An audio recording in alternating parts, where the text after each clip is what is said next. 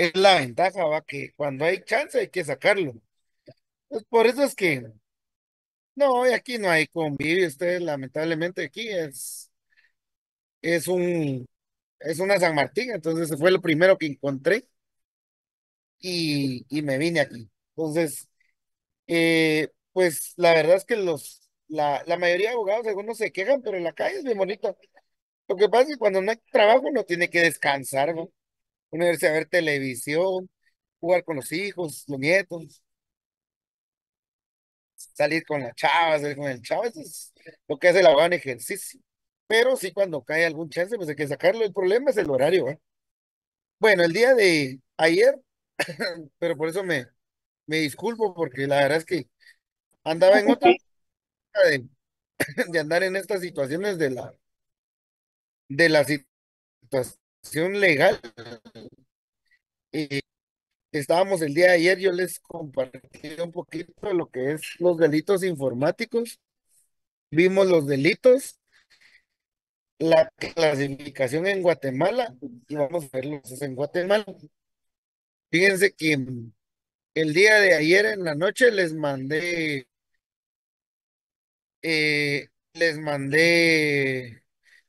Carlos dice que nos reunamos en una San Martín, dice.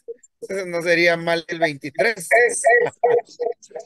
Fíjense que sí es muy mala señal, la verdad, muy mala señal, la verdad es que aquí hay demasiado bosque, entonces no es tan buena la señal, pero vamos a tratar de darle. No uso red pública, yo estoy conectado con mi celular, entonces lamentablemente aquí es un 3G, entonces no es un 5G, por eso es el... No, yo no me conecto a redes públicas, ustedes lo saben bien, me conecto a la red de mi teléfono, pero aquí cualquier red es mala, porque la conexión es mala por los árboles. Entonces, bueno, como les decía, vamos a aprovechar.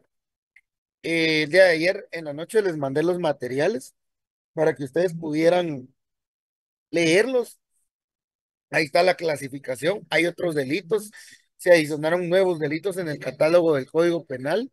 Asimismo, también se realizaron algunas situaciones, como por ejemplo la introducción de lo que es la cuestión telemática. El control telemática es muy importante ahora.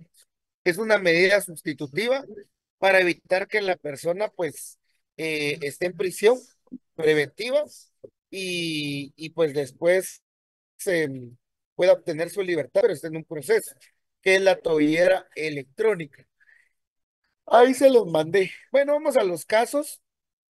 En Guatemala en el año 2007 no había legislado mucho de lo que es la situación de situaciones electrónicas y pues se le ocurrió a la Superintendencia de Bancos tratar de castigar a la gente por el delito de pánico financiero.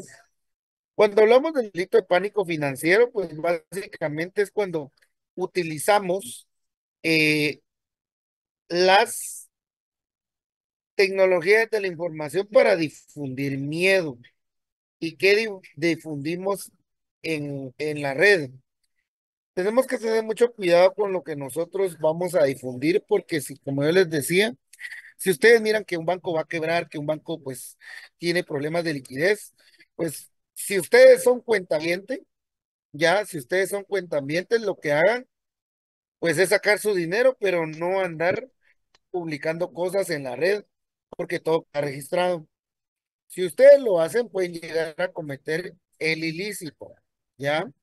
Ese ilícito de pánico financiero.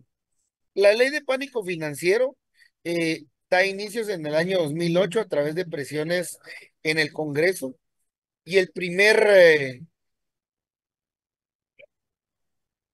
creo que Elizabeth Rivas está jugando con la pantalla, por favor.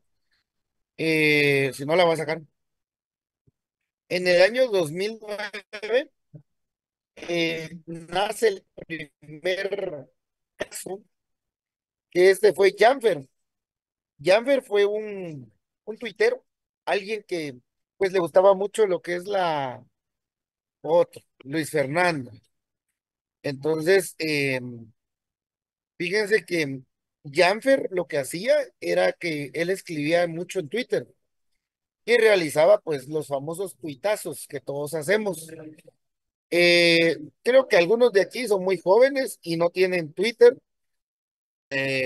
Pues yo sí tengo Twitter, a mí me encanta el Twitter, pero eh, básicamente no es para, digamos, no es como una red social de Facebook, ya, deme un momentito.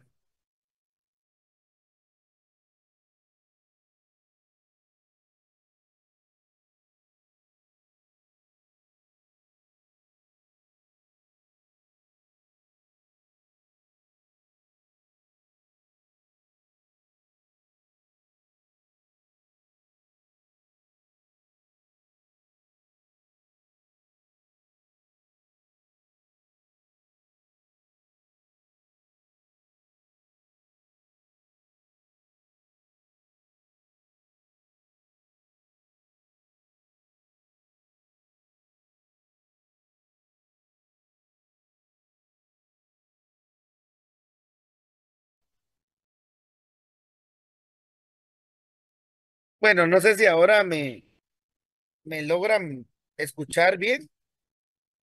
Ya traté de mejorar lo que es, sí, lamentablemente. Sí, Valeria,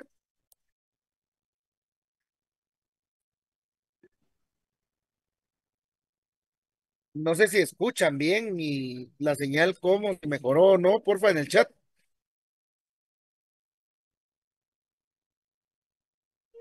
Ya está, va, es restablecido. Bueno, como Sí se oye mejor, licenciado. la primera situación en el año 2009 fue el caso Twitter. Jamfer era un usuario como todos nosotros que nos dedicamos a escribir cosas en la red y ahí se termina. Muchos de ustedes son muy jóvenes y otros pues de mi época y cuando nace Twitter pues lo utilizamos como un mecanismo de poder realizar, eh, de poder como libre expresión. Entonces Janfer vino y puso un Twitter que dice primera acción real, sacar el pisto de Banrural, quebrar el banco de los corruptos, escándalo GT. Y entonces ahí se desencadena una situación en la cual todo el país cae en pánico a través de este mensaje de Janfer a las 9 de la noche, perdón, a las 2 de la tarde. A las 2 de la tarde viene él y hace ese famoso tuitazo. Y el problema fue que muchos usuarios lo empezaron a retuitear, otros lo mencionaron, otros sacaron capturas, otros realizaron varias situaciones. Y pues esto desencadena una situación legal en la cual a él le emiten una orden de allanamiento, inspección y registro en su casa y lo van a detener por ese Twitter. Él fue detenido y fue llevado al juzgado séptimo de primera instancia penal, fue llevado a las carceletas de Torre de Tribunales y fue detenido por el delito de pánico financiero. El caso de Twitter, eh, pues comenzó en el año 2009, ya se imaginan, hace más de 11 años. 12, vamos a ver, sí, casi, hace 12 años casi. Y pues básicamente la captura de Jan Ramsés Sanleu por el delito de pánico financiero lo escuchó un juez. El juez dijo, miren si hay delito y le dicta un auto de procesamiento. Para los que no saben qué es eso, es sujetarlo a un proceso penal. Y le dice, bueno, mire, váyase a su casa, pero eso sí, va a firmar el libro a la fiscalía una vez al mes y usted tiene que pagar 50,000 quetzales de caución. La caución quiere decir que ese dinero él lo paga y después el Estado se lo devuelve. Pero el pobre Jamfer no tenía 50,000, entonces rápidamente Twitter se unió y juntaron los 50,000. Lógicamente, cuando se concluyó el proceso, ese dinero se lo quedó él, ¿va? Se lo disfrutó. Pero fíjense que la defensa de Jamfer presentó un recurso de apelación en contra del auto de medidas sustitutivas indicando que era un excesivo. La Sala Segunda de Apelaciones del ramo penal y al hacer el examen de la resolución del juez, indica que no hay necesidad de sujetarlo a proceso, que se le debe dictar un auto de falta de mérito. Entonces, conoce la Cámara de Amparo de la Corte Suprema de Justicia una acción de amparo en contra de la resolución de la Sala Segunda, que es por la apelación, y pues la deniega. Le dice, no, lo que está diciendo la sala es cierto y se revoca. Posteriormente, la Corte de Constitucionalidad, a través de los expedientes 4988 y 4995 acumulados, estableció y dice, a Janfer se le procesó ilegalmente, porque en ese momento su publicación fue una expresión a un momento social al que muchas personas pudieron haber cometido esa publicación y haber cometido una infracción en el uso del libre ejercicio de su derecho de libertad de expresión. Busquen ahí, se les voy a mandar esa sentencia, creo que se la mandé anoche, para que la leyera. Muy buena a su época. Y pues básicamente ese caso fue el primero del pánico financiero. Y pues quien apeló quien presentó la opción de amparo y la apelación de amparo fue Ban Rural. Ban Rural era el querellante adhesivo porque ellos eran los que recayó el delito. En ese momento se retiraron más de miles de millones de quetzales y aparte de eso, pues surge el caso Rosenberg y todo ese problema que envuelve al Estado en una situación de paranoia. Posteriormente, eh, llega el año 2015 y en el año 2015 aparece otro escándalo de Ban Rural, pero en este caso Manuel Augusto Castillo, Jessica Pérez y William Sixto son empleados del banco y ellos vienen y difundieron información clasificada. Los que trabajamos en algún momento en bancos o los que trabajan en bancos saben que nosotros no podemos ver nuestros correos ni tampoco situaciones que tengamos de la entidad financiera o del grupo financiero. Entonces vinieron estos patojos y se enteraron que Banrural tenía un problema de liquidez, pero era un problema en unos activos de unas cuentas y a nivel general. Entonces, fíjense que ahí, pues vino este Julio Schwartz y él puso un Twitter que según lo que me dijeron mis colegas del Banco Banrural, está a punto de quebrar. Así que atentos a su money y buenas noches. Un 12 de mayo del 2015. Entonces este cuate, Juan Suárez, Julio Suárez, fue el que puso ese Twitter y a través de esa investigación se determinó que pues Julio Suárez recibió la información de Manuel Augusto, de Jessica y de William. Entonces, en ese momento las autoridades de Banrural indicaron que fuera un retiro de 400 millones de 12,000 clientes. O sea, eso desestabilizó. Pero miren la diferencia de un momento social a otro momento. Un momento de un estallido donde todos pues lanzan la voz y este fue un caso de que empleados vinieron y le avisaron a alguien fuera del grupo.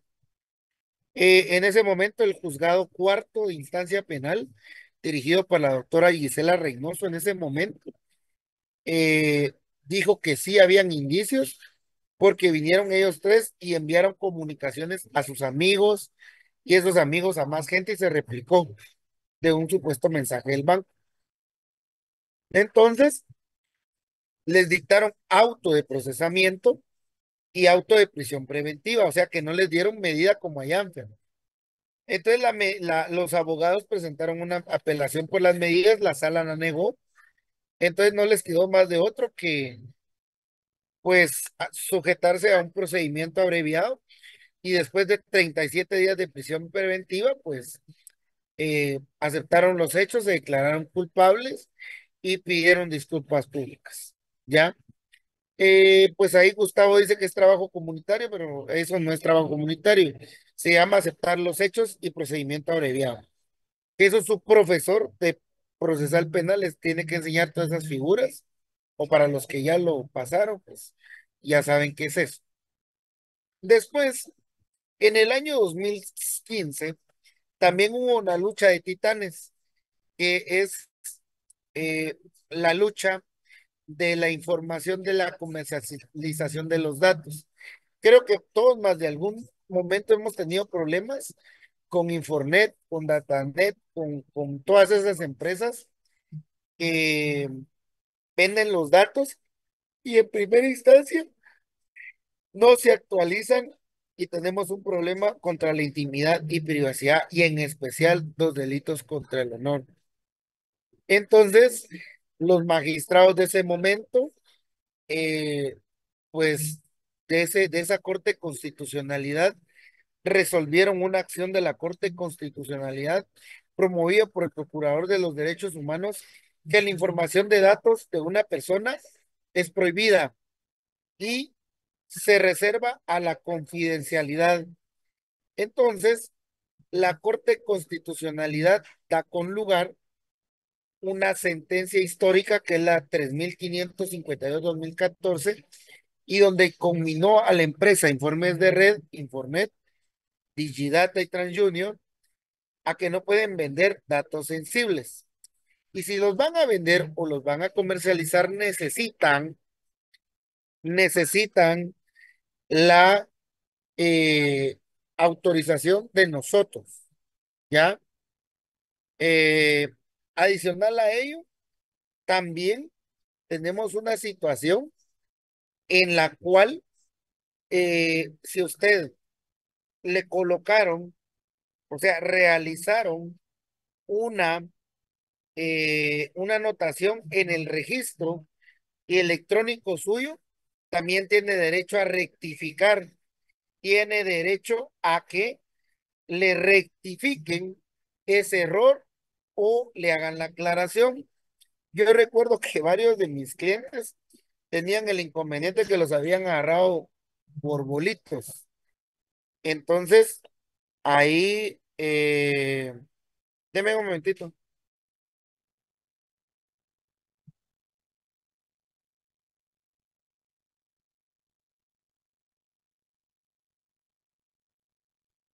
perdón ustedes que estaban llamando al juzgado, pero bueno, miren, eh, dentro de las situaciones, yo les contaba que varios de mis clientes los han detenido por echarse los tragos, ¿va? Y manejar sus vehículos. Entonces, eso es responsabilidad de conductores. Hasta Paula se ríe Paula ahí, porque es cierto, ¿va? Muchos amigos nuestros en común les gusta tomarse los fresquitos lunes, martes, miércoles, jueves, sábado y domingo y los detienen con el vehículo. Entonces, eso es responsabilidad de conductores. Cuando uno lo detiene, pues a uno lo que hacen es que realizan una situación en la cual eh, usted ingresa a torre de tribunales y ya lo fichan. Entonces, eso hacían estas entidades. Por ejemplo, ponían ahí, vamos a usar un ejemplo. eh, el día de hoy ingresó a la torre de tribunales Danilo Inestrosa Orellana, sindicado por responsabilidad de conductores, es un supuesto, ¿eh? Pero que si en la prevención decía que Danilo se resistió a que se lo llevaran detenido y que pues él no iba manejando bajo efectos de ebriedad y dijo y le contó al juez que la policía le pidió dinero y que como él lo único que tenía malo era que tenía vencida su tarjeta de circulación y la policía se lo llevó, pero no le hicieron la prueba. Entonces vino el juez y le desestimó la causa. Entonces, esa anotación no se hacía antes, ¿ya? No se hacía antes. Entonces, fíjense que ese es el derecho que usted tiene a que le hagan ¿cómo se llama? La anotación de que usted solventó su situación. O por ejemplo, habían personas en caso de mis clientes que por homicidio en grado delictiva, o tuve uno que fue por asociación ilícita, conspiración y, y feminicidio, y le dieron falta de mérito, porque era un homónimo. Entonces, la PDH siempre ha buscado el resguardo de los derechos fundamentales, como la intimidad, la privacidad y sobre todo el honor. Entonces, Deli, Deli BC es la encargada de recursos humanos de una empresa y que va a contratar a Danilo y de repente va viendo que en el historial Danilo fue detenido por responsabilidad. Ay, no, este es un bolo habitual, ¿va? Entonces no lo contratan. Pero, por ejemplo, si dice que Danilo Inestrosa en el supuesto que lo detuvieron, pero también consta la anotación que le dieron una medida alterna que se llama desestimación. Ah, pudo haber ocurrido un error. Y como presentó sus penales y sus policíacos limpios, pues no hay ningún problema, ¿va? Eso es lo que trata. Después se da un proyecto de iniciativa, la 4055, para la ley de los delitos informáticos, para tratar ese flagelo que, pues básicamente los delitos son perseguibles, ya, pero nosotros no tenemos una buena legislación. También hubo un caso algo feo eh, en Quetzaltenango ocurrió, y fíjense que este hombre, Eugenio Zamora, eh, pues abrió por equivocación el Facebook de su esposa y vio que su esposa se escribía con un muchachito, con un jovencito que se llamaba Tommy Ernesto Chacón Luna, de 18 años, y vio que ellos se escribían y eran buenos amigos. Y vino este cuate y en los celos eufóricos le escribió a Tommy invitándolo a Quetzaltenango. El joven en su inexperiencia pues llegó y llegó a la casa de ellos. Cuando llega este cuate, lo que hace es que lo recibe, lo golpea y lo hace beber eh, gasolina y le prende fuego. Se los matan a todos. Entonces, él estuvo 5 días en agonía y a consecuencia de los golpes y quemaduras falleció. Pero por suerte encontraron los mensajes, cómo él llegó a Quetzaltenango, por qué llegó, y a través del perfil de la señorita. Y pues básicamente ahí, por eso sí, es una gran maldad, Beli, pero es lo que puede llegar a pasar, pues, o sea, las redes sociales, así como son comunicativas, también son destructivas. Está el caso del llanero solitario también, allá en Amatitlán. En el caso, eh, este llanero solitario, así se llamaba el perfil, y contactó a dos jovencitas menores de edad, las llevó a un terreno baldío, o sea, hubo una fiesta y pues las patojitas llegaron, se negaron a tener sexo y las mataron, ¿no? Y ahí las enterraron. Y pues alguien que estuvo ahí vio las cosas, se le removió la conciencia y pues le comentó todo al MP. Y por eso se llama el caso del llanero solitario, ¿verdad? Eh, Después nacen los nuevos delitos que ahí se los mandé en la presentación. La ley de tarjeta de crédito, pues que el exponente fue un querido amigo y también profesional de, eh, del derecho que se llama Arango. ¿Cómo se llama Arango? Ronald. Ronald Arango fue uno de los ponentes de esta ley, pero lastimosamente se hizo mal. Pues fíjese que esta ley, Ronald, eh, puchica, cuando hicieron esta ley, miren estos delitos tan importantes: clonación, aprovechamiento, manipulación, uso, fraude. Hasta en la ley decía que tenían prohibido los cobradores llamarlo a uno, pero lamentablemente la Corte de Constitucionalidad la suspendió de manera temporal y pues básicamente el 20 de diciembre del 2018 la Corte de Constitucionalidad dice, bueno, miren, es una buena ley, pero lamentablemente la declara inconstitucional por vicios de interna corpo iuris, o sea, error en el proceso de formación. Cuando votaron los diputados, no votaron por urgencia nacional, sino votaron por otra forma. Entonces, ahí es donde hubiéramos tenido una de las mejores leyes en Guatemala, pero lamentablemente, pues por errores del Congreso, del Pleno completo, se votó.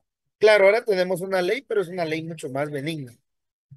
Eh, Aparte de eso, pues para que ustedes sepan, y su profesor de Derecho Constitucional se los tuvo que haber enseñado, una ley, pues una inconstitucionalidad puede hacerse por incidente, así es, Sandy, error en la Matrix, eh, puede darse por incidente, por acción directa o por inconstitucionalidad. Eh, Cuando habla, o por excepción, perdón, excepción, incidente o por vía directa. Pero cuando, ahí sí no podría decirles, yo no trabajo en el Congreso, eh, se da la ley y se plantea una inconstitucionalidad, se puede, la Corte puede proceder a suspenderla provisionalmente o no. Entonces, en este caso, la Corte Constitucionalidad en abril del año 2016 dijo, no, miren, jóvenes, la ley está mala, provisionalmente la voy a suspender. Eso fue el 1 del 4 del 2016. 2 años después llega la sentencia, en definitiva que sí, la tiene que expulsar del ordenamiento. Entonces nunca entró en vigencia, nunca entró, eh, pues básicamente a la vida jurídica, solo es un recuerdo, es un antecedente para nosotros los juristas en el derecho penal informático. En el año 2016 se implementa la ley de control telemático, que ya se las mandé, les mandé una presentación para que pues la estudien, y ahí da dos nuevos delitos, y pues esa le intentaron atacar también, pero no les pegó la inconstitucionalidad. Ahora bien, hablemos un poquito de interceptación.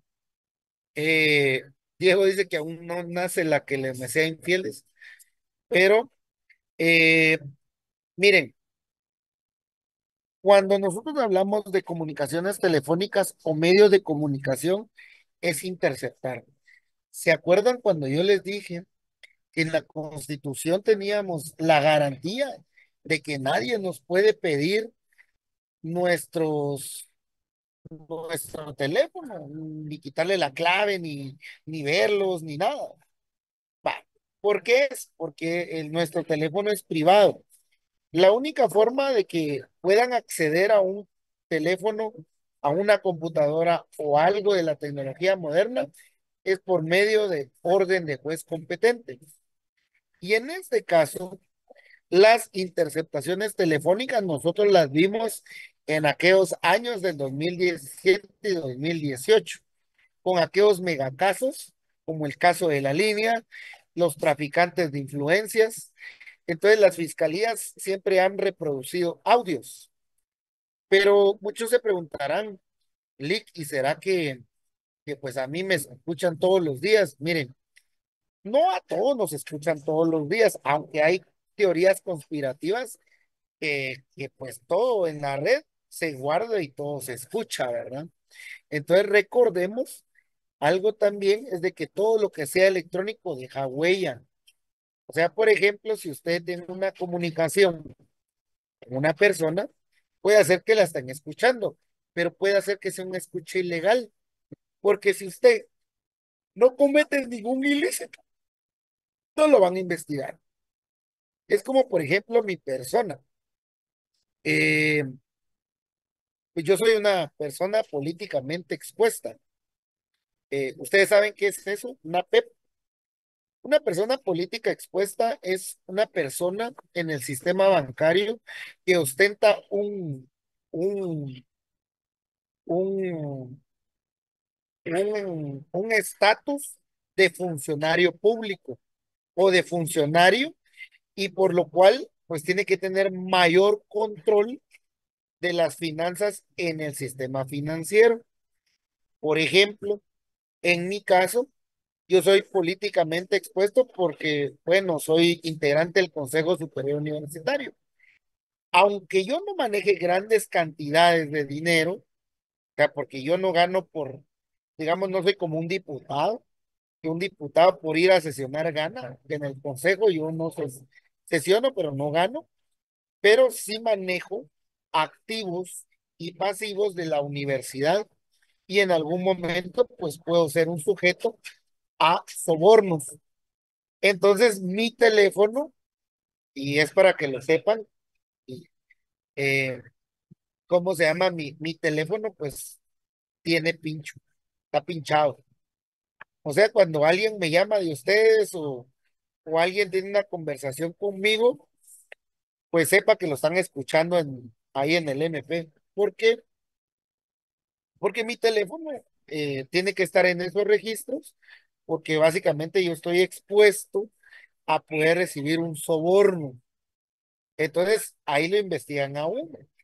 Entonces, pues como yo no hablo nada tampoco fuera de lo común de lo que es mi profesión, y si alguien me quiere contratar por mis servicios, pues lo cito a mi oficina y ahí platicamos, ahí realizamos las diligencias y a veces la gente me llama por teléfono, por línea normal, y eso es lo que ustedes pueden hacer, es llamar por línea normal, porque ahí sí queda registro.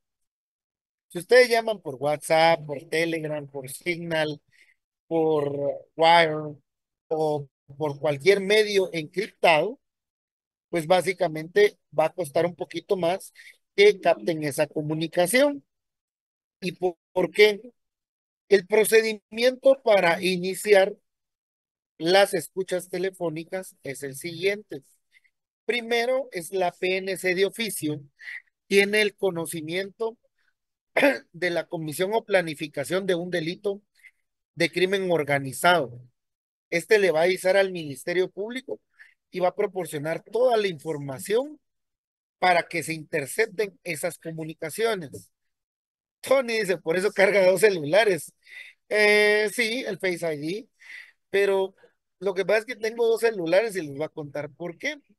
El primer celular lo tengo desde que estudiaba en la facultad y pues ahí me llaman todos cuando están, todos mis amigos, los clientes fieles, me llaman a ese teléfono porque con cuatro números se recuerdan.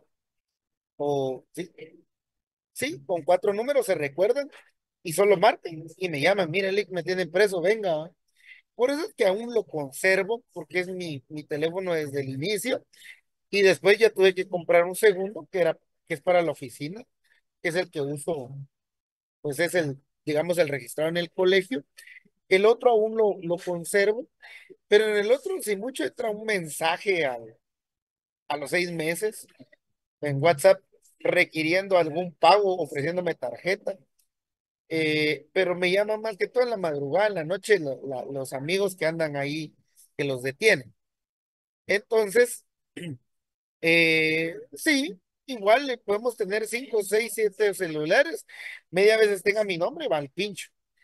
Entonces, el artículo 49 de la ley de crimen organizado establece que la PNC debe de dar esa alerta al MP. Entonces, el MP lo que va a hacer es que va a realizar una pequeña, eh, no, el MP jamás va a notificarles que los tienen intervenidos. Jamás. Eso nunca en la vida se va a dar. Yo lo sé porque tuve un caso donde estuve involucrado y pues a mí me estaban investigando, ¿verdad? Y me da risa porque el que me estaba investigando era un mi ahijado, fue mi alumno en informática y me decía, no, no hay ninguna forma de eso. O sea, la verdad me dijo, ¿sabes? Me dijo, mire, Lick, yo aprendí con usted, escuchas telefónicas. Y me maté la risa y le digo, me estás investigando, man. Pues solo se rió, entonces sabía que me estaban investigando. Era un caso de la U, por una cuestión ahí que se desestimó, la verdad. Pero, entonces así es como uno se va enterando por esas situaciones. Entonces, el Ministerio Público es el único que puede evitar interrumpir o investigar la comisión de los delitos regulados en la ley contra el crimen organizado y podrá interceptarse, grabarse y reproducirse con autorización judicial cualquier comunicación en el espectro electromagnético. Y ahí nos detalla pues los delitos que están ahí en la ley y posterior a ello, ¿qué tiene que hacer el MP? Bueno, sí, Esdras, las llamadas son interceptadas y rastreadas. El Ministerio Público tiene una mole de centro, que es la unidad de métodos especiales, la UME. Pero el MP tiene que hacer una solicitud por escrito ante un juez. Este juez antes era el juzgado de primera instancia penal, ahora es es el juzgado para diligencias urgentes en Guatemala. En los departamentos van al juzgado de turno y tienen que describir los hechos que van a investigar, pero lo más importante, los números de teléfono, las frecuencias, direcciones electrónicas, cualquier dato informático o electrónico que se tenga que interceptar. Por eso les digo, tengan cuidado de lo que hablan, tengan cuidado qué están mandando en sus mensajes, porque a veces ustedes, ahí, miren, ustedes son muy jóvenes, entonces los jóvenes somos muy imprudentes. Y a veces uno también, por querer impresionar, manda cosas que no tiene que mandar. Por suerte, existe también, hay una opción en WhatsApp que usted puede autoeliminar esos mensajes 24, 36, 7 días o un mes después o 90 días. Yo tengo activa esa aplicación y pues ahí llega un momento donde se autodestruye el mensaje y se destruye, ¿va? Pero no le avisa a usted. Eso es algo que tengo configurado. Algunas veces sí avisa, otras veces no avisa, pero es otra aplicación por seguridad mía y pues de algunos de mis clientes. También porque hay clientes pues que pues cuando ustedes ya sean abogados, ustedes van a tener un privilegio muy grande que se llama el secreto del cliente.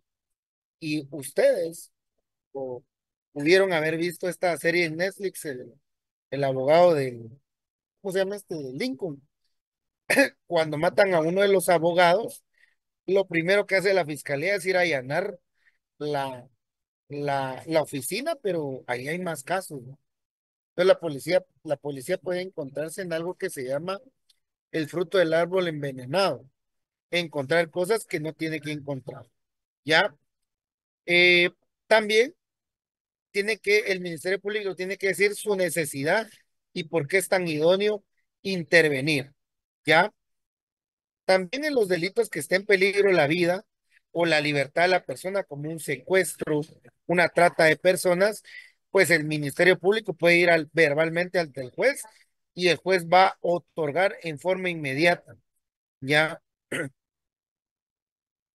Lo que pasa es que Pablo ahí son sus políticas. Como te digo, yo no soy fiscal, no soy fiscal del MP, entonces cada quien hace su política criminal, ¿va?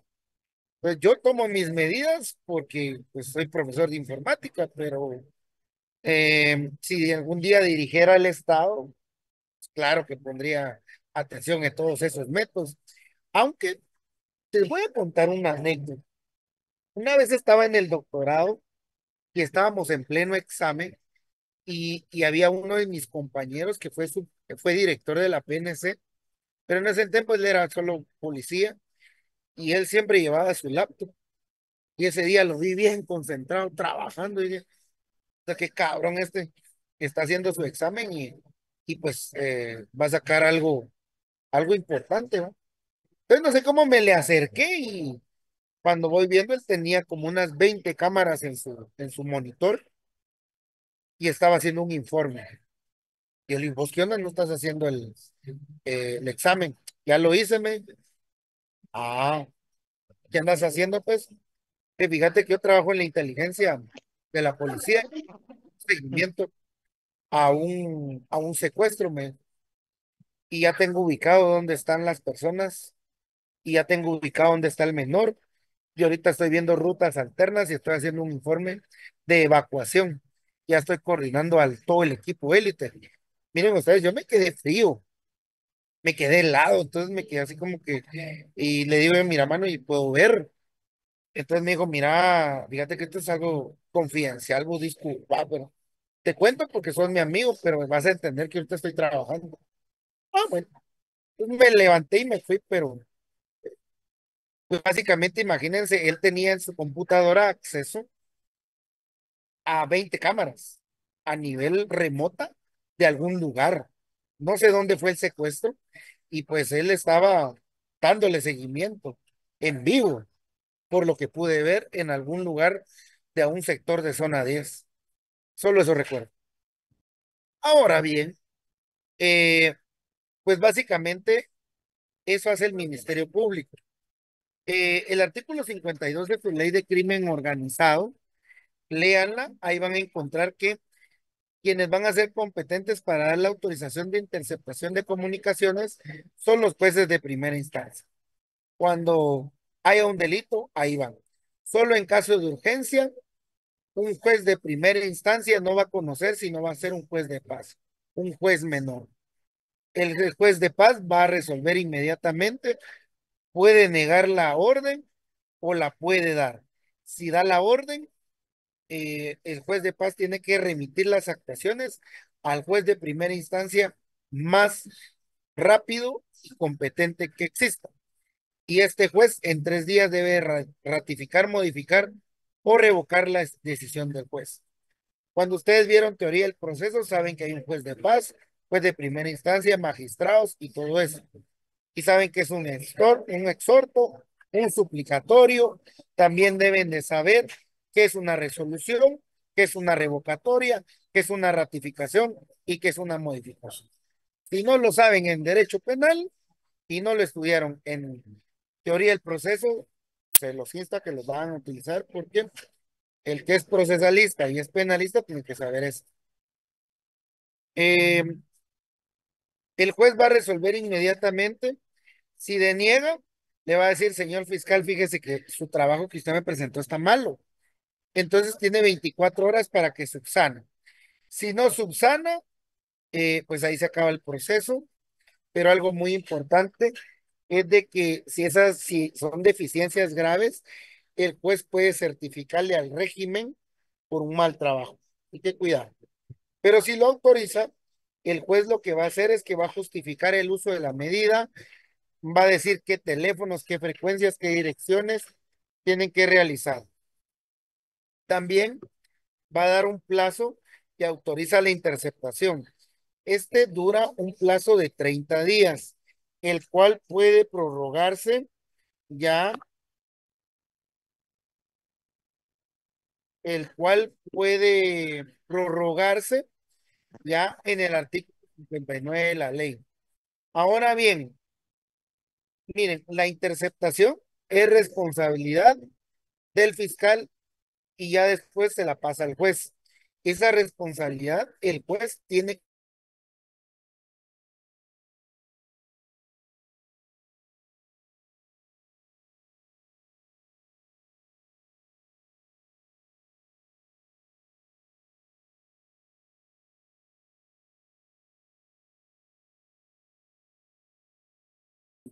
Si les autorizaron el 25, 25, 25, 25, sobre ese tienen que hacer.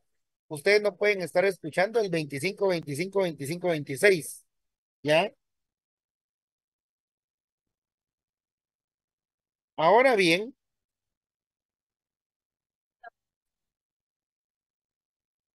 también en ese mismo momento que se intercepta la cuestión, el juez debe de establecer al fiscal que debe de informar cada 15 días, o sea, 2 veces, sobre el desarrollo de cómo va la interceptación, la grabación y reproducción. Asimismo, también, si el fiscal omite ese informe, pues el motivo, el juez puede revocar esa autorización y ordena la suspensión de la interceptación. Por lo tanto, todo lo que se extraiga de en ese momento es ilegal. Sí, doctor Jorge. Buenas noches, mi estimado. En Estados Unidos tengo entendido de que si durante la conversación del que están interceptando en los primeros 10 minutos no hablan nada ilegal, deben colgar, deben parar la intercepción de la llamada. ¿Ocurre algo así aquí en Guatemala? ¿Cómo me podría recuperar? Que en Estados Unidos creo yo de que si durante los primeros 10 minutos no hablan nada ilegal, deben cortar la intercepción de la llamada. No, Pasa algo así, aquí Aquí en escuchan todo. Guatemala, aquí en Guatemala son los 30 días y lo que logren recuperar en 30 días, ahí se extrae. Si ahí le van a dar un seguimiento de 30 días, ¿ya? Pero aquí en Guatemala no hay nada, ¿ya?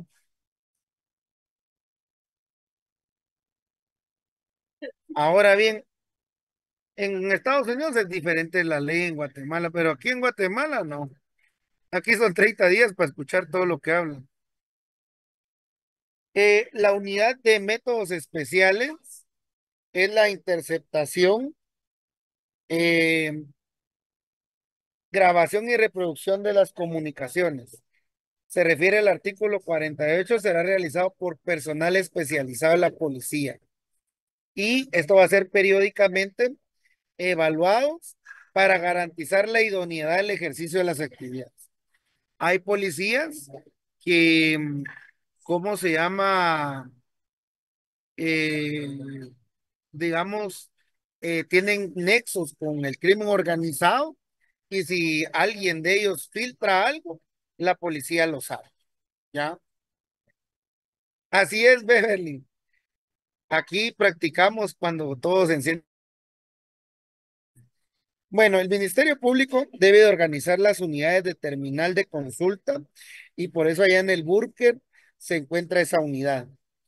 Llevan el registro informático y electrónico para un control efectivo respecto a las garantías y el apego a a la legalidad de quienes intervengan en ellas.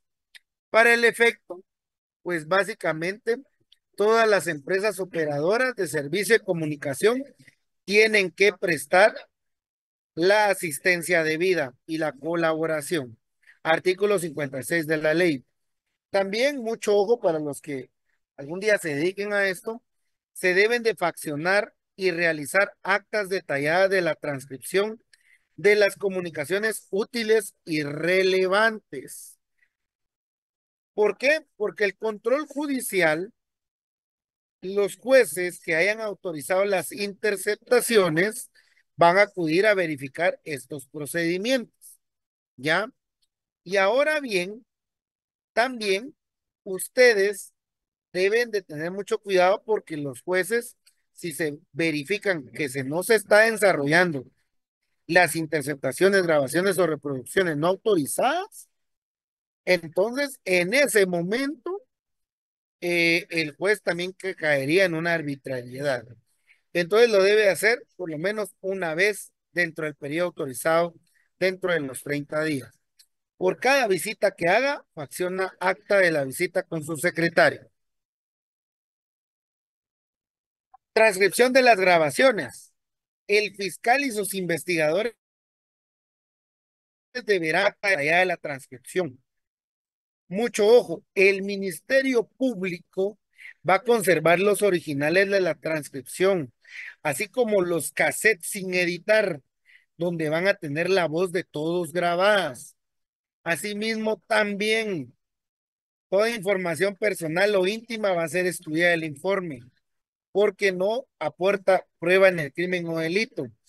A mí no me interesa si el doctor Jorge Polanco, que lo estaban investigando ahí por un homicidio, un ejemplo, tiene 10 doctoras de novia. Eso no nos interesa. Nos interesa cómo planificó, cómo llevó a cabo todo eso. ¿Ya? ¿Me entienden? Todo lo que ustedes escucharon en algún momento que habían unos audio basuras cuando hacían las comunicaciones en cómo se llama, en los casos de, por ejemplo, de Otto Pérez Molina y de Roxana Valdetti, salieron a reducir varios amoríos de varias gente. Eso es lo que tiene que evitar y ahí está en la ley, ¿ya?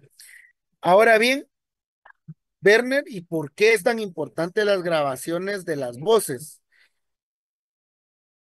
En ese momento, cuando la persona sea puesta a disposición, se va a poder enterar hasta el día de su audiencia de qué los indican. Esa es una condición violatoria al derecho de debido proceso y al derecho de defensa, pero así está la ley. Una vez terminada la audiencia, las actuaciones originales vuelven a poder del MP y se concluye la etapa preparatoria. Todas las comunicaciones, informaciones, mensajes, datos, sonidos o transmitidos en un idioma que no sea en español van a ser traducidos por un intérprete autorizado. Una vez tuve un problema porque me detuvieron mi chinito y el chinito no hablaba español ni hablaba inglés. Él hablaba mandarín y no había nadie que tradujera del mandarín al español. Entonces tuvimos que contratar un cuate que hablara mandarín, más un estadounidense que comprendiera el mandarín, y después del estadounidense lo trasladamos al español. Tres traductores, un pistal, ¿va usted? Pero así es la ley. En todos los casos, las traducciones se ejecutarán previo juramento. El medio de prueba, ojo, son las grabaciones o los resultados directos de las interpretaciones. Pues no, pobre chinito, porque gracias a eso lo logré sacar libre y se fue a su país de regreso. Las transcripciones servirán únicamente como guía. Ojo, cuando el MP les den las transcripciones son solo guías. Ustedes molesten, martiricen al fiscal que quieren las interceptaciones originales, que quieren copia. Nunca se conformen con lo que le da el fiscal. Si algo he aprendido en estos 16 años es de que un fiscal, por muy amigos que sea de uno, por muy conocido que sea de uno, es un trabajador más. Y yo cuando llego a la fiscalía, le digo al fiscal, bueno, mire, vengo por las copias de mi expediente. Sí, Lic, aquí está. Bueno, Lic, aquí está su copia, fírmeme. Señor fiscal, antes de recibirle, muéstreme el expediente completo. Ah, es que no, yo quiero ver el expediente completo y quiero cotejar el expediente completo con la copia que usted me dio. Algunos se enojan, pero es el chance de uno. Si acaso me están pagando 25 quetzales por ir a ver el expediente, no, estoy cobrando bien. Y aparte de eso, tengo que hacer un buen trabajo. Y eso es lo que ustedes tienen que hacer. ¿Por qué? Porque yo tuve un caso donde era por violación y la fiscal, no sé si fue adrede o se le pasó, pero me sacó las copias en carta. Y mala onda porque en el examen médico forense, donde decía que ella tenía desfloración, y vine yo y había armado mi defensa para una agresión sexual y no violación. Cuando llego a la audiencia, pero digan que la experiencia, usted, y siempre se escudaba que no estaba, que estaba en diligencia, que andaba en allanamientos, que no sé qué. Y un día me dejó las copias nada más, pero yo ya tenía copias de otro abogado que les habían dado y ya me dijo, esta sea la última vez porque el señor ha cambiado 5 veces de abogado. Cuando revisé todas las copias, todas estaban iguales a las que me dieron, pero el día de la audiencia, la fiscal viene y me imputa violación con agravación de la pena. Con ese delito penal, mi cliente iba directamente al bote. Y cuando me lee el dictamen médico forense, yo, y ese pedazo no lo tengo yo. Entonces le dije, mire, déme una copia, ¿va? O quiero ver, va. Cuando lo revisé, pucha, toda mi defensa se espumó. Ah, entonces vine yo y agarré otro médico forense que apareció ahí, un toxicológico. Y ese fue mi pieza clave para dejarlo por violación y quitarle el apellido. Y le dieron su medida. Chicos, ustedes, ese día sudé frío, pero es la experiencia. O sea, muchas veces uno como abogado dice, ah, yo voy a cobrar 20,000, 50,000, pero uno le promete algo al cliente y de repente en la audiencia cambia todo. Y si uno no tiene la preparación, ahí se queda preso el cliente. Y yo, miren, me agarraron en curva en una, pero agarré en curva la otra. Y cuando empecé a defender a mi cliente, la fiscal de la audiencia hasta se sorprendió que con sus mismos armamentos que ellos me habían ocultado y que ellos me dieron después, con esos mismos los contraataqué. Ese es el trabajo de un defensor. Y por eso yo, a mis alumnos, cuando ustedes salgan de aquí, van a poder decir, bueno, el doctor Werner me enseñó un derecho constitucional que es mi teléfono, pero me enseñó derecho procesal penal. Vimos casos, vimos transcripciones de grabaciones, vimos la ley contra la delincuencia organizada. Eso en ningún curso se los dan, ni pagándolo se los dan. Esto uno en la calle lo va aprendiendo. Y por ejemplo, el medio de prueba aquí es la grabación. Tienen que darle las grabaciones. Artículo 60 de la ley. Después, vamos a un problema. O es indicio o es prueba. Yo en el siguiente semestre, en junio, voy a dar derecho probatorio. Los que quieran volver a ser mis alumnos, yo voy a estar en derecho probatorio en el área penal. Bueno, y pues así bien ustedes también votan por nuestro decano, pues voy a seguir yo dando clases. En este caso, hay un elemento fuerte. El indicio es cuando se presenta en primera declaración y la prueba en el proceso penal es cuando se discute en la audiencia de pruebas. Cuando yo presento un caso por primera vez, se llama indicio o medio de convicción. Y el elemento de convicción se llama así porque se está investigando si hay o no hay delito. Y solo se reproduce. Cuando se presentan ante un juez de primera declaración, son indicios racionales y suficientes que la persona participó en la comisión del delito. Cuando le llamamos prueba, es porque el Ministerio Público ya finalizó la investigación, ya se decretó el auto de apertura a juicio y estamos frente a la audiencia de ofrecimiento de pruebas. Artículo 343 y 45 del Código Procesal Penal. Y en el debate se diligencian los medios de prueba. En ambos casos, ustedes, abogados de cualquier parte que sea, deben de asegurarse de presentar los audios o las comunicaciones electrónicas, la transcripción y su guía. Eso nadie se va a enseñar. Ahora ya lo saben. Ahora viene algo también importante, secretividad y versus el derecho de defensa. Y aquí es donde yo digo, bueno, ¿y por qué yo no puedo tener grabaciones antes o durante la aprehensión de mi clienta?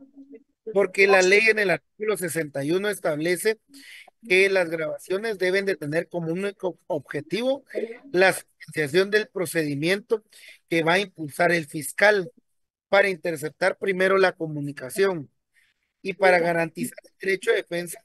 Las grabaciones obtenidas podrán ser revisadas por la persona que es el objeto o blanco de ellas a partir de su primera declaración.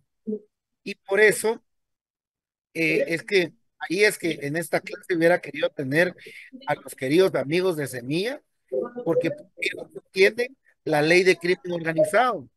La ley de crimen organizado no es una ley, código penal, ni el código procesal penal. Es una ley, en este caso, es una ley especial. Y cuando hablamos de una ley especial, eh, pues en este caso, eh, una situación muy, muy importante es de que solo a partir de la primera declaración ustedes pueden tener acceso a los medios de investigación. Y por eso es que cuando llegaban al juzgado a pelear con el señor juez, el juez, el oficial, el que tenía el expediente decía, mire, yo no le puedo dar copia, porque la ley es clara. El 61 dice a partir de la primera declaración, ¿ya?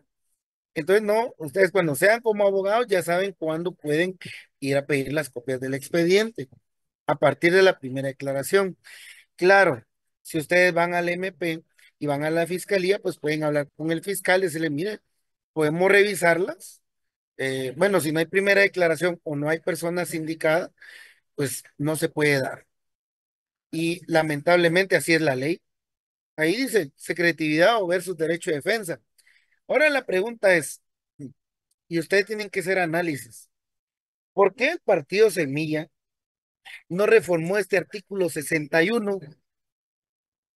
Si tanta era su pelea, ¿por qué no hicieron una reforma en la cual dijera que el libre acceso a la dependencia y a los archivos judiciales es un derecho preponderante, es un derecho universal y por lo tanto cualquier persona señalada de delito o falta contenida en la ley de crimen organizado tiene derecho desde el primer momento, desde que se apersona él o su abogado defensor, a tener derecho copia de todas las actuaciones?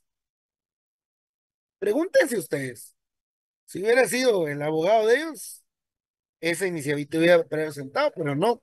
Ellos quisieron su lado político, evitar la cancelación de su partido. Entonces, aquí no es una pelea porque hay pobrecitos, no los han dejado. No, es porque no saben la ley. Los abogados no saben. Entonces, si no saben, no aplican.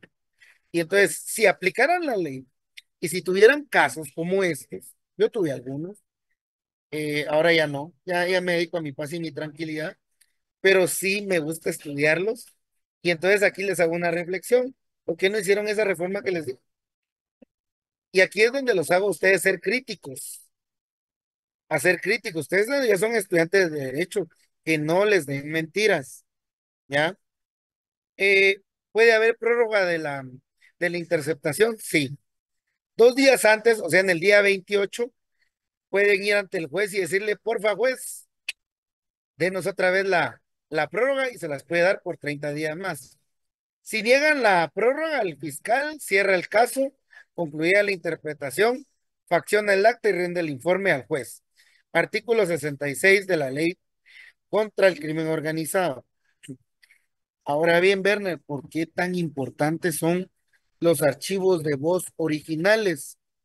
Pues sencillo, ustedes. El INASIF hace los cotejos de voz y estos se han esclarecido secuestros. Yo recuerdo uno de mis ahijados que trabaja en el INASIF, es maestro en Derecho Penal y profesor también. Él me contaba que dice que llegaban los muchachos y que se enfermaban días antes para su cotejo de voz. Trataban de forzar la voz, se tomaban laxantes, tomaban un montón de cosas para que la voz se distorsionara. Pero les quiero dar una noticia, la voz es difícil que se vaya a distorsionar. Así que tengan cuidado con lo que hablan y con lo que escriben, porque las voces provenientes de una comunicación interceptada contra cualquier imputado se pueden cotejar y el único medio de prueba idóneo es el cotejo de voz realizado en los laboratorios de INASUF, ¿ya? Y por eso es que tenemos un departamento, un laboratorio de acústica forense y ya está en un gran desarrollo. Artículo 71 de la ley. Y ahora vamos al hallazgo inevitable y ya casi terminamos. ¿Ya? Así es, sí, dice que no los pueden obligar a hablar, pero de todas formas, ahí no es que la declaración en contra de sí, es como por ejemplo también tomar la muestra de la alcoholemia. Media vez haya orden de juez, debe de realizarse la diligencia. Si no, el sindicado caerá en desobediencia y se le abre un proceso por desobediencia. Los del INACIM no pueden obligar a la gente, pero el juez sí. Juez te conmina, el juez te apercibe. Ahora bien, ¿qué es el hallazgo inevitable? El hallazgo inevitable es, por ejemplo, que, por ejemplo, en mi caso, a mí me investiga el Ministerio Público, tiene mi número de teléfono y pues cada vez que me llama alguien se activa su antena, se activa la UME, se activa el que está ahí escuchando y bueno, pero a mí me están investigando un ejemplo por posible soborno para colocar autoridades y nombrar autoridades en el gobierno, porque la universidad tiene esa facultad. Entonces, digamos que esa es la investigación. Entonces, de repente viene y me va a llamar una persona, ay, pues, fue la señal, pero ahorita vamos a llegar a donde estábamos.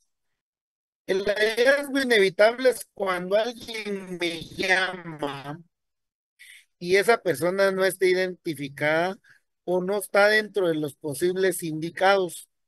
¿Y cómo es eso, Werner? Por ejemplo, a mí me están investigando por un delito X y de repente me va a llamar Aileen Martínez. Y Aileen Martínez empieza a llamarme y empieza a hablarme y me empieza a mandar claves. Y me empieza que nosotros ya hicimos la entrega al amigo y el amigo mañana va a ir a hacer la repartición, ¿va? Eh, ¿Cómo se llama? Vamos a hacer la repartición y ya está listo. Ya está listo ahí para, para hacer el corrido. Entonces, ahí pueden detectar ellos también por el hablado, por la forma de expresión, que puede haber algo.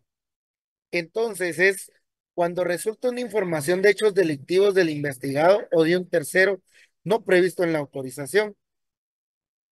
Y se ha dado mucho en el caso de ilícitos que están investigando, ilícitos como em, ese caso Pitayas. El caso Pitayas hay un hallazgo inevitable. El caso Pitayas empieza como una investigación de lavado de dinero y trata de personas. Entonces identifican a la estructura criminal y la estructura criminal ya la tenían perfilada como personas que se dedicaban pues a captar mujeres, prostituirlas, encerrarlas y trata de personas. Y después las enviaban a sus lugares de origen. Ahora bien, ¿qué pasó? Pues un día, ustedes lo vieron en la noticia, el administrador de ese lugar se enojó con otro administrador de otra casa similar y le llamó a un tercero y le encomendó su asesinato por pago por recompensa. Entonces ahí es donde el fiscal que estaba lavado de dinero y trata de personas le regalaron con su caso de homicidio o de asesinato. Entonces ahí el fiscal se tuvo que poner pilas y solicitar una nueva autorización para nuevos hechos descubiertos. Ese es el hallazgo inevitable en forma oportuna. Hay una instrucción que es la 14/2009 del Ministerio Público, como nos indica cómo se realizan los métodos especiales de investigación telefónicas en la delincuencia organizada. El MP y la CICIG, en su momento de un caso de SAT, tuvieron 60,000 escuchas y pues aquí se elimina el testigo que muchas veces lo mataban para que no llegara, el testigo que se vendía para cambiar información a través de los medios tecnológicos, se cambia lo que es la vida del proceso penal. Y pues a grandes rasgos, eso es el módulo de delitos informáticos, escuchas e interceptación telefónica. Yo sé que nos hemos excedido un poquito del tiempo, pero la verdad es que, miren, es ustedes van a tener este curso. De ahí, si otro profesor les llega a dar esta información, considérense afortunados, porque en la facultad, si algo no tenemos es tiempo, y la mayoría de profesores se circunscriben a su programa. Si ustedes van a ver el programa, hay muchos temas que no son del programa.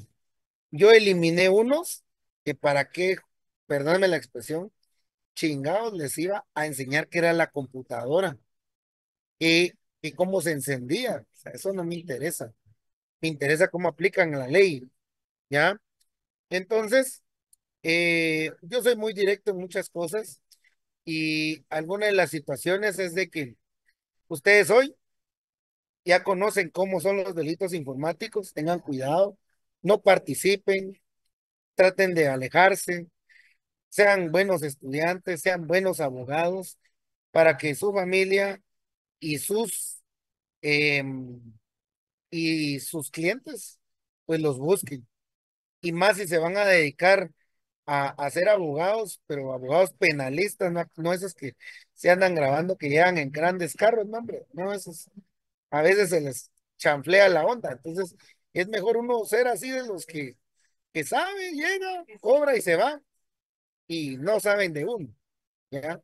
O en algún momento de la historia, si ustedes van a ser también controversiales, pues por lo menos que digan, ese leak sabe, pero sabe ley, no sabe usar TikTok, ¿no? Entonces, eh, es lo que ustedes deben de hacer. Que en la clase de informática no sea, me enseñaron a usar TikTok hoy, no. Me enseñaron escuchas telefónicas, me enseñaron bienes informáticos, delitos informáticos y pues a grosso modo eso es. No sé si tienen alguna duda, pregunta, consulta. Perdón que los haga sufrir los domingos, ¿verdad? Los viernes. Doctor, buenas noches. Sí, después Perdone, de ver. Ajá. no sé si escuché mal o entendí mal. Usted hablaba de eso de la alcoholemia. Por Ujú. ejemplo, cuando que es con una orden, ¿va? De juez, pero cuando la PMT para un vehículo y considera que el conductor va con sus tragos, le Sí, hacen el mire, pues usted alcoholemia. puede negarse, Eso, ante la PMT se puede negar, pero cuando llega con el juez ya no se puede negar, porque el juez lo consigna y le da su orden al INASIF y se la tiene que hacer. Es lo mismo. ay, Pues si va a sí, bolo, pues, doble, pague sus 2.500 y todavía hacen la rebaja, se la hagan en 2.500. Sale mejor, porque con el juez se va a quedar un día preso, 5.000 y proceso penal, entonces, ¿para qué va? Sí, Evelyn, gracias, León. sí, Evelyn. Buenas noches, licenciada. Una pregunta, pues tal vez para muchos es obvia, ¿verdad? Pero me queda la duda. Que digamos de que en el transcurso que están haciendo las escuchas, ellos, los que están haciendo las escuchas, se enteran de un posible asesinato o que una persona está en riesgo, ¿intervienen o, o no siguen con las Tiene que escuchas? O intervenir inmediatamente si usted está en el equipo y observa, escucha que hay algo en riesgo inminente, tiene que comunicárselo al fiscal y el fiscal tiene que hacer todas las coordinaciones necesarias. Ahora, si el momento, miren, pues es que hay dos momentos en el proceso penal, la flagrancia y la investigación. La flagrancia es cuando se está cometiendo el hecho, como por ejemplo el caso de hace 2 días del muchacho que le disparó a otro frente al palacio, ¿va? Entonces, si eso hubiera estado en interceptación de crimen organizado, la policía tenía que inmediatamente investigar, inmediatamente acudir. ¿Por qué? Porque cuando, o sea, uno no puede esperar una orden. Hay momentos cuando, por ejemplo, la vida o la integridad está en riesgo, hay que acudir, hay que hacerlo. Si no, esa es omisión de denuncia, omisión de funciones. Entonces, recordemos que es que todo va a depender también que esté pasando, ¿va? Porque, por ejemplo, si le están pegando a alguien o quieren asesinar a alguien y están en plena ejecución, no va a ir usted con el juzgado a esperar media hora que el juez se desocupe, ¿va? Inmediatamente como fiscal llama a la policía, mire mucha, en proceso hay esto y esto, apoyen todas las unidades. Entonces, en lo que se monta el operativo, el fiscal va a buscar la orden, pero ya él ya inició los pasos preliminares. Lo que pasa es que realmente solo estando en la práctica y en los zapatos de los fiscales es que uno puede vivir esas situaciones. Como yo les digo, yo, pues gracias a Dios, mi función ha sido ser abogado defensor. Entonces a mí me paga el sindicato por ver los errores del MP y tratar de aventajármeles y tratar de sacarlos libres. O sea, digamos, la función como abogado particular es que de que aquel que sea culpable, que sea lo menos culpable o exonerado por los errores de la ley o por los errores del procedimiento. Para eso me pagan. Si yo fuera fiscal, pues obviamente mi trabajo es meterlos al bote y después averiguar quién fue y después pedir disculpas si era inocente, ¿va? Pero ese es mi trabajo como fiscal.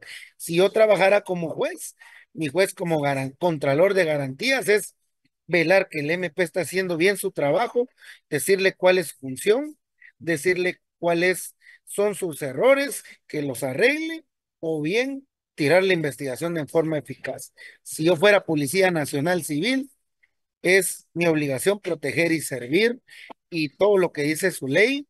Ahora con la nueva reforma, pues si lo atacan, yo ataco y te mato y estoy en el ejercicio de mi poder policial. Mucho ojo ahora con las reformas. Entonces, Beber, B. Berlín. No le va a cambiar el nombre igual que a Sandy. Es, o Gracias, licenciado. voy a poner ¿cómo es Sandy o Sammy, algo así? Les cambio el nombre, perdón. Pero, Ella se llama Sandy, usted le dice Cindy. Cindy, cabal, a Sandy, cabal. Entonces, básicamente es la función que desempeña cada uno. Pero lo que ustedes tienen que hacer es leer su ley. Lean su ley, subrayenla. Y aquí, como dice Juan Carlos, puede darse el abuso de autoridad, ¿verdad? Entonces, sí, Warner, cosas que solo pasan en Guatemala. Entonces, bueno, hasta aquí llegamos. Fue un gusto haberlos visto, platicado de la clase. Sé que cada clase es interesante, así que nos vemos el lunes con la sorpresa que tenemos. Pasen feliz noche. Gracias, doctor. Feliz Buenas noches, doctor. noche. Feliz noche, doctor.